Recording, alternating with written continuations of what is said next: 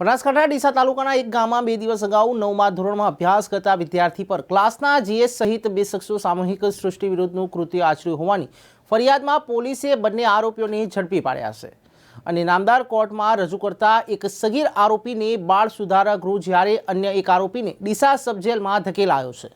ડીસા તાલુકાના એક ગામમાં 9મા ધોરણમાં અભ્યાસ કરતા સગીર વિદ્યાર્થી પર સામૂહિક સૃષ્ટિ વિરુદ્ધનું કૃત્ય આચરતા ફરિયાદ નોંધાઈ છે, જેમાં ભોગ બનનાર સગીર શાળામાં 8મા ધોરણમાં અભ્યાસ કરતો હતો। તે સમયે તેના ક્લાસમાં અભ્યાસ કરતા એક સગીર સહપાઠી બંને એકબીજાના પરિચયમાં આવ્યા હતા। બાદમાં ભોગ બનનાર સગીર જ્યારે ઘરે એકલો હતો ત્યારે આ સપાટી સહિત તેનો એક મિત્ર આવી સગીર સાથે અવારનવાર સૃષ્ટિ વિરુદ્ધનું કૃત્ય આચરતા હતા। ત્યારબાદ આ બંને શખ્સો સગીરનો વિડીયો બનાવી જો આ વાત કોઈને કહેશે તો તેનો વિડીયો વાયરલ કરવાની ધમકી આપી પૈસા પડાવવા લાગ્યા હતા।